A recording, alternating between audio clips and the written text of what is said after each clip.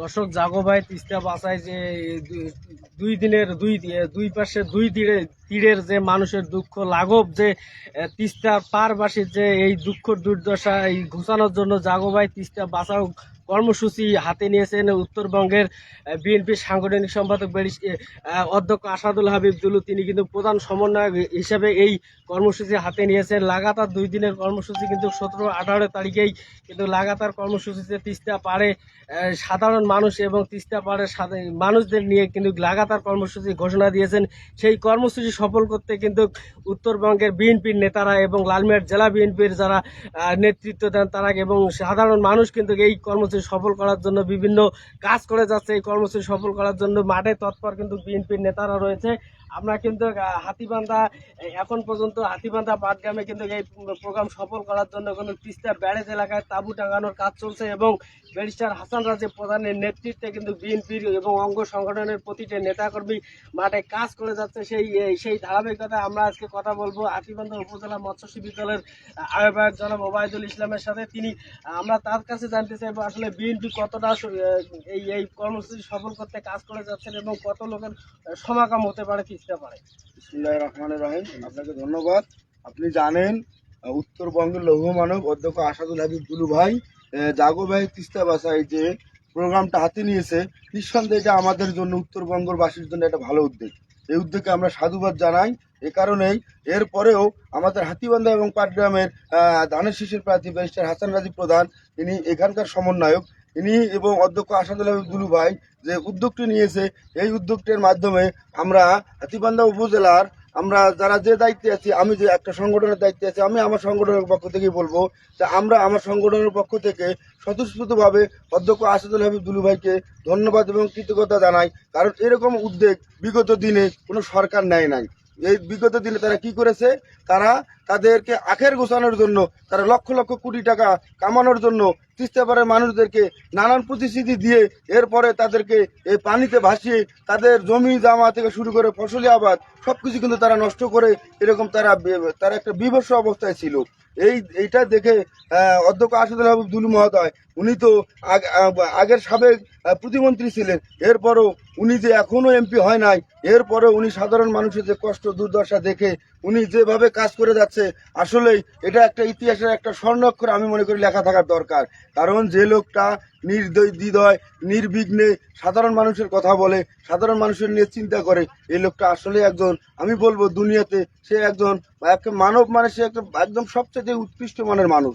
আমরা আশা করব আমরা বিগত 17 এবং 18 ফেব্রুয়ারি অধ্যক্ষ আসাদুল হাবিব দুলু ভাই যে উদ্যোগটা নিয়েছে, আমরা সেই উদ্যোগটাকে সফল করার লক্ষ্যে আমরা আমাদের সর্বোচ্চ হাজার হাজার নেতাকর্মী এবং সাধারণ মানুষকে সম্পৃক্ত করে আমরা সেই প্রোগ্রামটাকে সফল করব এবং সেই প্রোগ্রামটাতে আমরা সারা বিশ্ববাসীকে জানিয়ে দেব এবং সারা বাংলাদেশকে জানিয়ে দেব যে উত্তরবঙ্গ আমাদেরকে যে একটা অন্য চোখে দেখে, সারা বাংলাদেশ কোনো একটা কাজ করতে গেলে উত্তরবঙ্গের জন্য একদম নিম্ন করে ফেলে, আমরা যাতে এই বৈষম্যের শিকার না হই তারই ধারাবাহিকতায় আমাদের উত্তরবঙ্গের লৌহ মানব অধ্যক্ষ আসাদুল হাবিব দুলু ভাইয়ের সাথে আমরা কাঁধে কাঁধ মিলিয়ে আমরা কাজ করব এবং তিস্তা মহাপরিকল্পনা এবং এই মেগা প্রকল্প আমরা বাস্তবায়ন করে ইনশাল্লাহ ঘরে ফিরবো।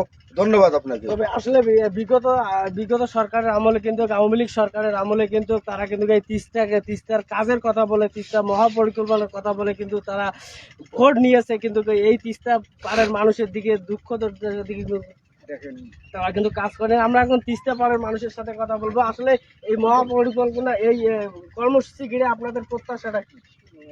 এটা করলে তো অবশ্যই খুবই ভালো হইতো। তাই ভারতের হাসিনাতে এই বারবার এইভাবে ভোট নিছি, লুটপাট করে এই বাংলাদেশের টাকা সমস্ত জড়েয়া সে ওদের বড় বড় নেতা কর্মী এমপি মন্ত্রী এলে লুটপাট করে উল্লেখে বড় করছি, উল্লেখ নেতা দিয়েছি। দেখেন এই বাংলাদেশের মাটিতে ওরা থাকতে পারে নাই। এই বাংলাদেশের যে এই নদীভূমি জলকার মানুষের প্রতি সে চোখ দেয় নাই, লুটপাট করি টাকা পয়সা সমস্ত বিলিয়ন করি ওরা আত্মসাৎ করিয়া ভারতে এখন দেখেন হাসিনাও পলাইছি, ওরাও পলাইছি। ধন্যবাদ আপনাকে। আপনারা জানেন যে এখানে আছেন স্বেচ্ছাসেবক দলের একজন নেতা, তিনিও কিন্তু মাঠে কাজ করছেন। আসলে কত লক্ষ সমাগম হতে পারে মানুষের এই তিস্তা পাড়ের আন্দোলনে? মিনিমাম তিস্তা পারে লাখো জনতার ভিড় হতে পারে এবং সেই লক্ষ্যে স্বেচ্ছাসেবক মৎস্য দল অন্য অন্য সংগঠন দল একসঙ্গে ভূমিকা রেখে কাজ করতেছে। এটা নিয়েই ঠিক হয় প্রতিষ্ঠিত হবে। আমরা আরেকজন এই মৎস্যজীবী দলের সাথে কথা বলবো, জনাব সিরাজুল ইসলাম। আসলে এই যে সিন্ধুনা ইউনিয়নের যে আসলে সিন্ধুনা ইউনিয়ন মৎস্যজীবী দল কতটা ভূমিকা রাখতেছে এই কর্মসূচি সফল করার জন্য? বিসমিল্লাহির রহমানির রহিম। আর সিন্ধুনা ইউনিয়নের মৎস্যজীবী দল আপনার সবসময়ের জন্য অ্যাক্টিভ আছে, অ্যাক্টিভ থাকবে এবং শুধু মৎস্যজীবী দল না, সব দলেই সবসময় তিস্তা পাড়ের মানুষের কল্যাণের জন্য যে সামনের 17-18 তারিখ অধ্যক্ষ আসাদুল হাবিব দুলু স্যার এবং ব্যারিস্টার হাসান রাদীপ স্যার যে প্রোগ্রামগুলো নিয়েছে, আমরা উক্ত প্রোগ্রামে সফল করার জন্য আমাদের পক্ষ থেকে আমরা যতদূর পারি চেষ্টা করব এবং আমরা থাকবই এবং সাধারণ জনতাদেরকে নিয়েই থাকব যাতে উক্ত প্রোগ্রাম সফলমণ্ডিত হয়।